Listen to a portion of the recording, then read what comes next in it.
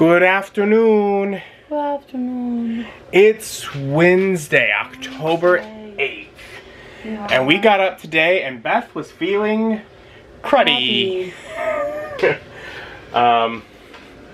She's a trooper. She worked through feeling bad.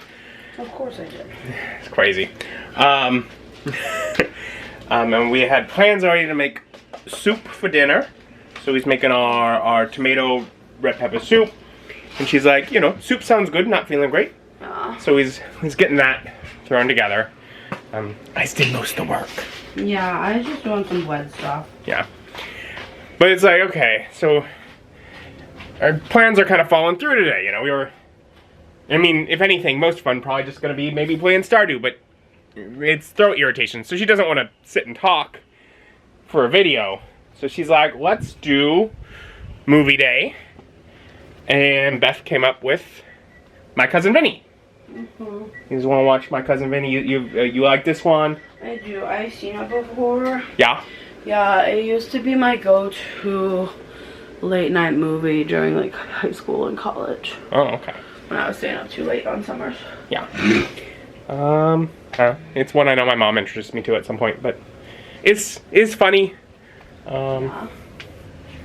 It's legal comedy. Yeah. So we're gonna have some soup and bread and settle in for a movie day to watch My Cousin Vinny. And I would give My Cousin Vinny a 7.4 out of 10. It's fun. It's cute. It's a comedy that at times leaves me feeling very uncomfortable. Situation comedy, and it just does that. Yeah, situation comedy is not my favorite. No. So from the back of the box. In this must-see comedy hit, two carefree pals traveling through Alabama are mistakenly arrested and charged with murder.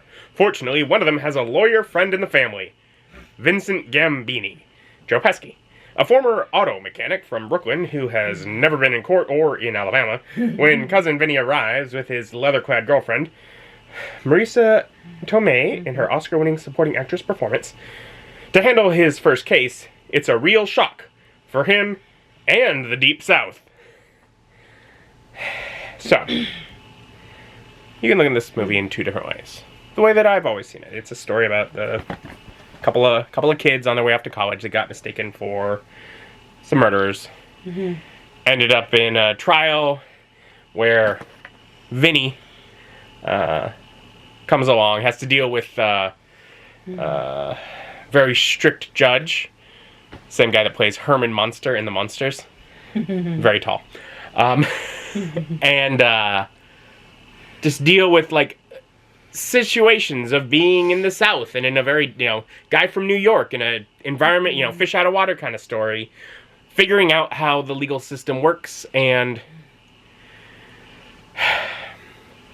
managing to figure it out and come up with a great case. Figure out little details, like he picks up since he's been there how long grits take to cook. He uses that in his trial. He,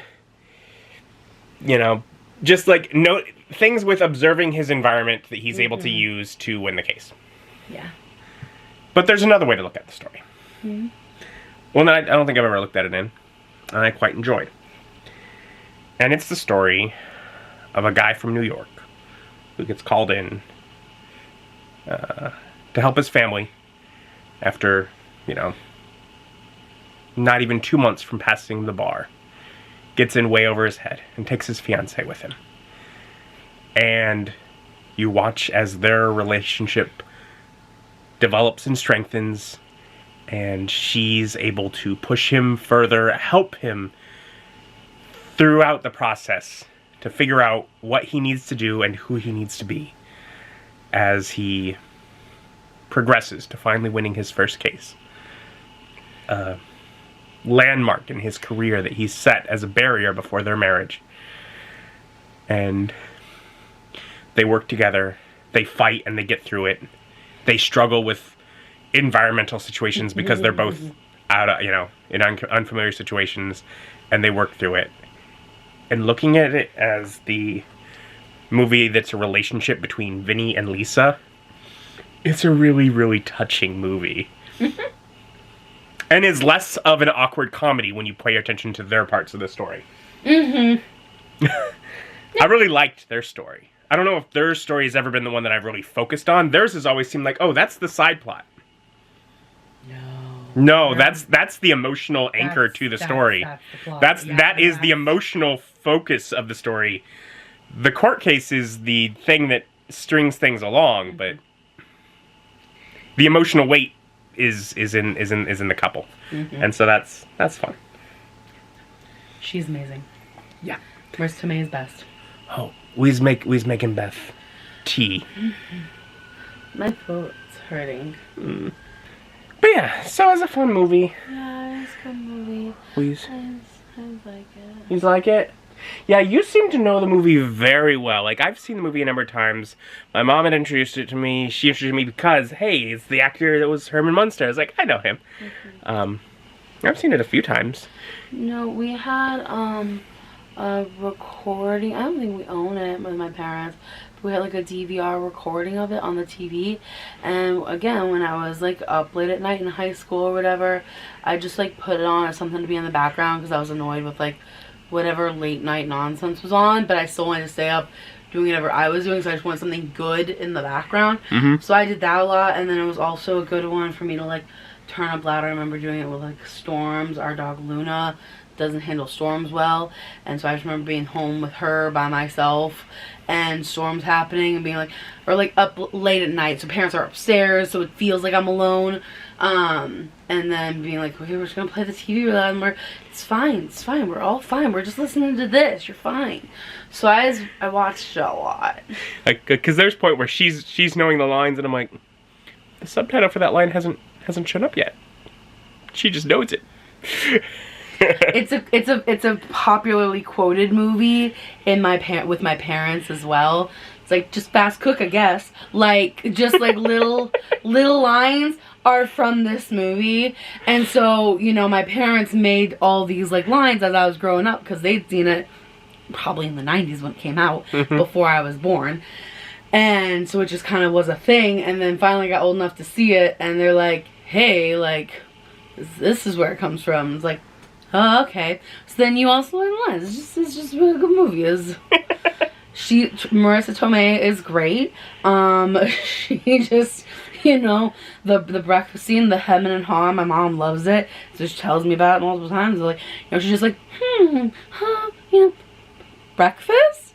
And it's like, yeah, breakfast. And you look at the menu, it's breakfast, lunch, dinner, and that's all. Just like little things like that. Just like, breakfast was $1.99. breakfast was also the cheapest option. But it was at least one egg, a couple pieces of bacon, grits. I mean, that's not the whole point. It's like they come in right after they've gotten up, like, so it's, you know, it's early in the morning. You know, it's been a while since they got up, because as per usual, they were waking up before the sun. So true, maybe but it's just like, it's like still like you know, they're not been sleeping. They come in, they've probably just woken up from getting back to sleep after that, because we know they're staying up too late. Yeah, they keep getting upset because things wake them up too early in the South. 5 a.m. But you keep seeing the clock, and it's like 3 and 4, and I'm like, it's like, you did this to yourself, buddies. But so yeah, so they come in, they're like, it's dead. Well, maybe it's breakfast time. I guess we really don't know. No. But it's like, they probably just woke up, so yeah, of course it's breakfast. But the menu's just breakfast, lunch, dinner. What do we have? breakfast? Yeah, I'm gonna go for some breakfast. No concept of what it is. The grits come out, and he's like, you gonna try some? He's like, you first. Like, it's great. They're great. They're great. Like, they are the part of the show that I love the most.